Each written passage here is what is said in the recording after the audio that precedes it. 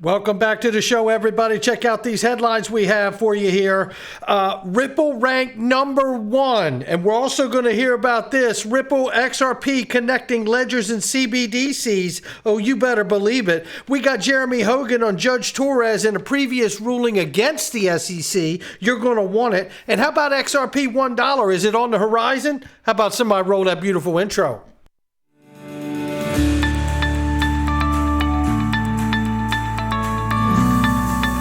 Digital Perspectives with Brad Kimes. Come on in.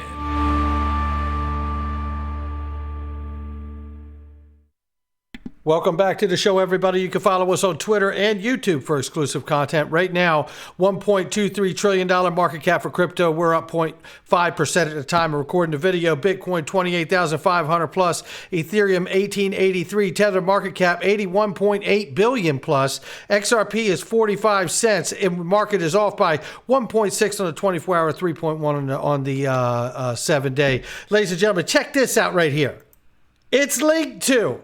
And in 2 days, they're going to be on stage at XRP Las Vegas, and it's going to be amazing. With Polysigns, Jack McDonald appearing virtually, and we're going to have the CEO of Uphold as well. This is going to be an incredible conversation, and don't miss the opportunity to click the link underneath this video and find out where you can get the best private equity, because it's on link2.com, baby, and it's everything from digital assets, fintech, to gaming, to artificial intelligence, and I know that this audience loves AI. So don't mess around. Click that link and find out. Let's get into this right here.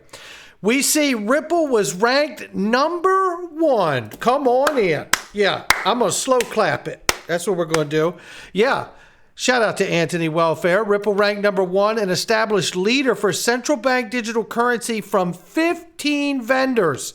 In a recent report here, highlight the significant transaction growth from 213 billion by 2030.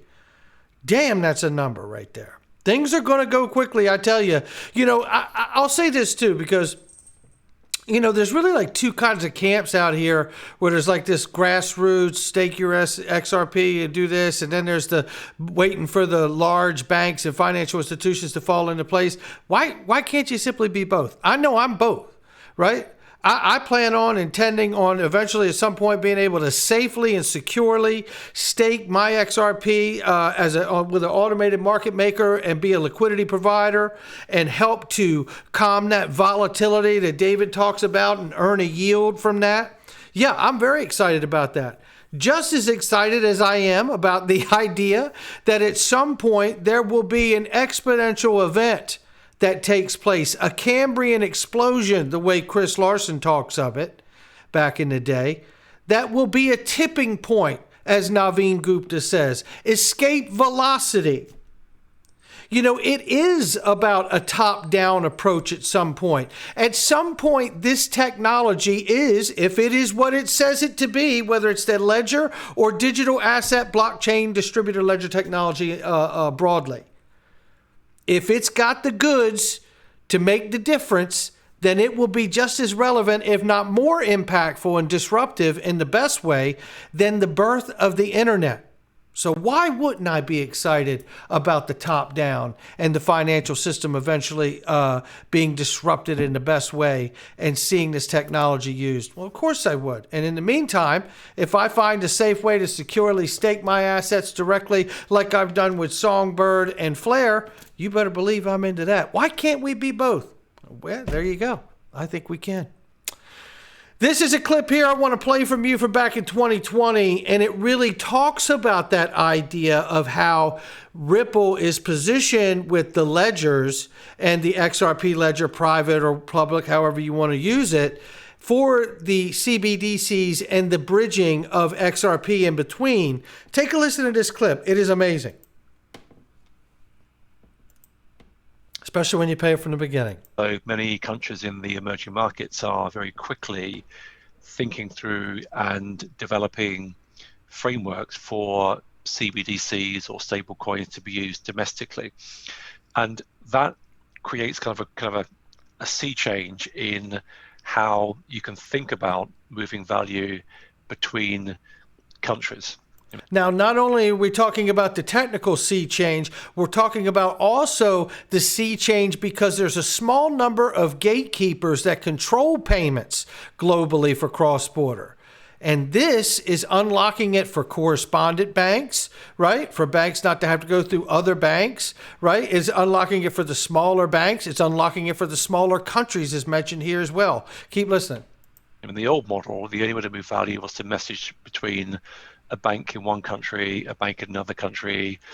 The Romans used a method that we use today. We just automate it. It's computerized, but it's a really old method. So the opportunity here is to switch from the messaging method to a completely connected ledger synchronization between a balance, let's say the UK, and a balance in the Eurozone. So at Ripple, what we are doing is focusing on building out that DLT international network.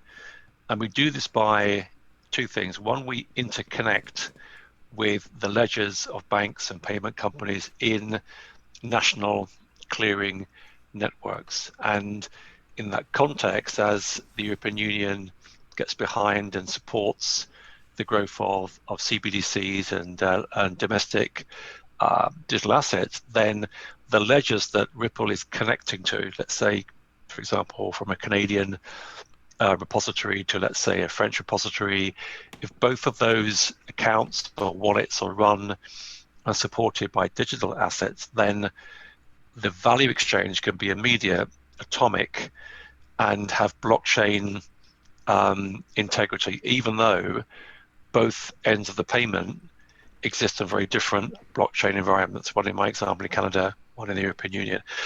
So we're working on the interconnection. We call the model interledger, interconnecting between digital asset blockchains. Now that, if you like, addresses the need for cross-border payments to flow with the same velocity and the same scale that domestic payments can flow. So you kind of solve half the problem. The second half of the problem is all around liquidity. And the kind of elephant in the room is today, the world locks up around, I think it's around 10 or 10 to 15, whatever, $1 trillion at any one time in balances and nostros in different parts of the world to fund payments, which are, sent in great big chunks at end of day or end of week. The opportunity here with CBDCs running domestically and with a bridge asset, another cryptocurrency model, a bridge asset to connect those CBDCs together, the opportunity is to deliver liquidity on point in the moment, in microseconds, from one part of the world to another. And the model that we focus on is using XRP, which is a very high velocity and very high volume digital asset. It's a free floating asset, unlike a CBDC or stablecoin. Use it as a bridge currency between these CBDCs. So you imagine a world in future where there are, let's say, 180 individual CBDCs per jurisdiction in the world.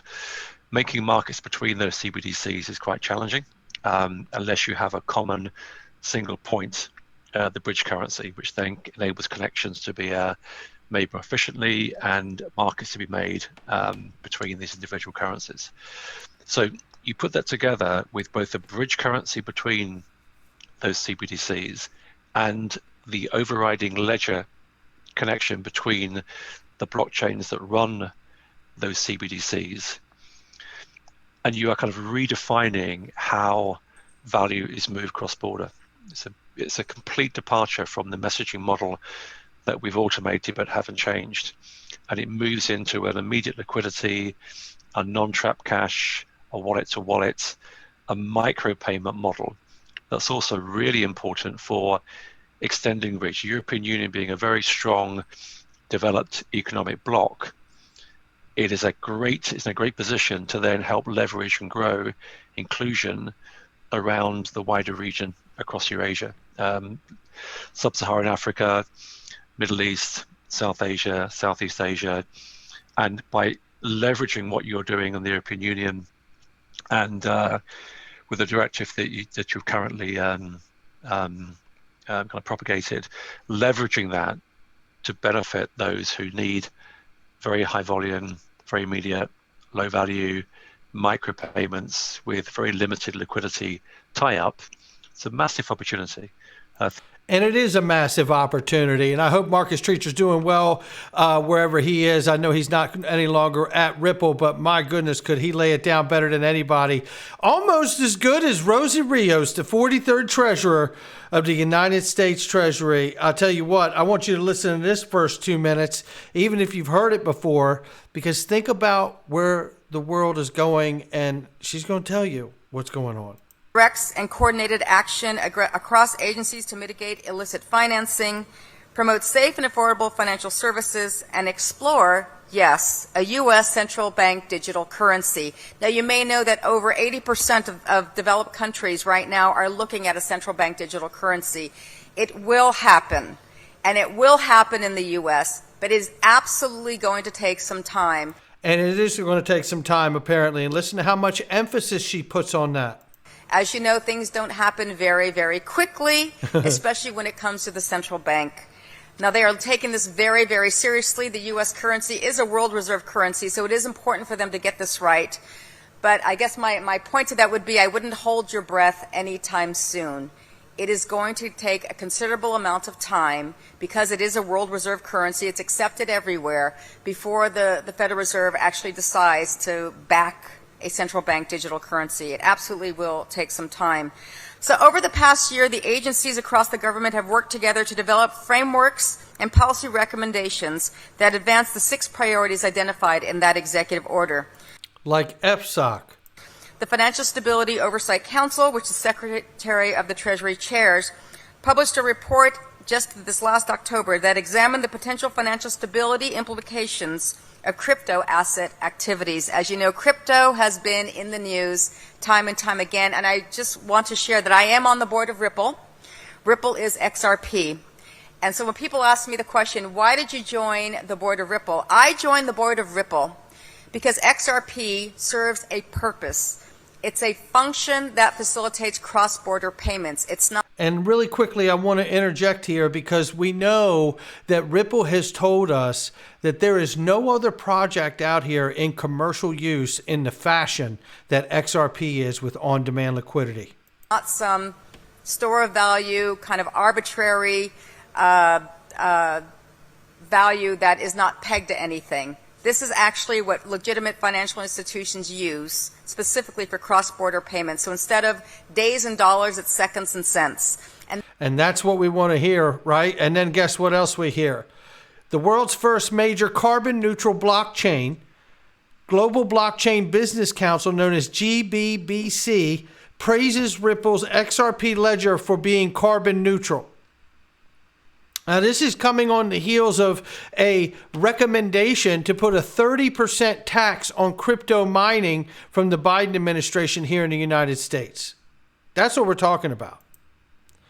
The GBBC has praised Ripple for the XRP ledger and the world's first major carbon-neutral blockchain. In its latest annual report, Associated lauded Ripple for being at the forefront of the movement toward a more sustainable future by using XRP Ledger. XRP is the foundation for its products and services.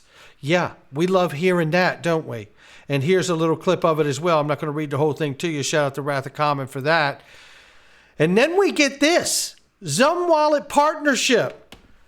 I tell you, I find the timing on this to be impeccable. At the way all of these new exciting things are jumping off on the XUMM wallet as we start to get closer to a ruling on the case, for the SEC versus Ripple over XRP. This is a self-custodial wallet that's on the XRP ledger. I have one. I know a lot of you do, but they've partnered with Guardian, I believe it is. Yeah. Guardian joins the 3 of the external fiat to crypto providers integrated into the XUMM. In addition to XUMM's native fiat on-off ramps for its pro users, however, Guardian is the first gateway to allow an on and off ramp solutions across several continents. Notably, Stably only supports users in the United States, while Banxa supports several countries in different continents. It says here it doesn't allow users to sell XRP for fiat. BTC Direct allows for buying and selling of XRP, but it only supports the European Union. Gardarian is the first external, all-encompassing fiat on and off ramp. The integration of Gardarian comes 1 month after XUMM partnership with Stably to provide a seamless on-off ramp solution for its U.S.-based users. Now that's getting exciting to me right there. Then we see this. Look, we know we're waiting for a ruling any day now. That's what we're waiting for, a ruling any day. Well, Attorney Jeremy Hogan here, who we're going to be glad to have as a virtual appearance on Saturday's conference at XRP Las Vegas. Get that web ticket. SEC versus Ripple Pro XRP lawyer says Judge Torres has previously ruled against the SEC, and this was the fashion. He said, I was just reminded of a case in which Judge Torres ruled against the SEC on a key issue. The SEC appealed, and the appellate court upheld Judge Torres. In the SEC versus Rio Tinto, it says here, just don't ask how long the whole process took. And going down into the thread, I think it was Sherry Empress who told us it took 5 years, right? So in this case, it's here, it says in Rio Tinto, Judge Torres found all of the alleged actions and conduct forming the basis for scheme liability were misstatements or omissions, so no scheme liability claims could proceed. Then this other highlighted section here, the SEC asked Judge Torres to reconsider her ruling in light of Lorenzo, but Judge Torres declined to do so. She explained that while Lorenzo made clear the dissemination of false information provides a basis for scheme liability, it should not be read to mean that misstatements without more are sufficient to trigger liability. How about that one? So this is all things to kind of take in and weigh in while we're waiting for Judge Torres to make a ruling on summary judgment with SEC versus Ripple case over XRP, the digital asset, right? And in the meantime, Dark Defender, an OG from way back here, says, crypto causes us to feel heaven and hell at the same time. Yeah, I think no truer words have been said, that's for sure. Apart from Judge Torres' decision on the SEC Ripple case, XRP is accumulating the energy. I still think the move will be earlier to the decision. The relative strength index, known as the RSI, shows that we are close to the oversold area. Coffee cup handle pattern also targets $1. You can see the coffee cup handle pattern here. So we have to keep an eye on it, see if that holds true. There's your RSI showing it down here, looking for a breakout if it doesn't continue to go further down. But, you know, you could see where these breakouts went up higher in the past. You know, you can see where the RSI is usually up. So there's a lot of positive signs in this.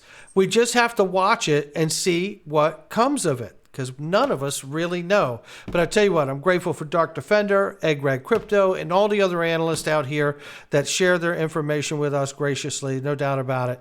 Not financial advice from me, him, or anyone else. I'll catch all of you on the next one.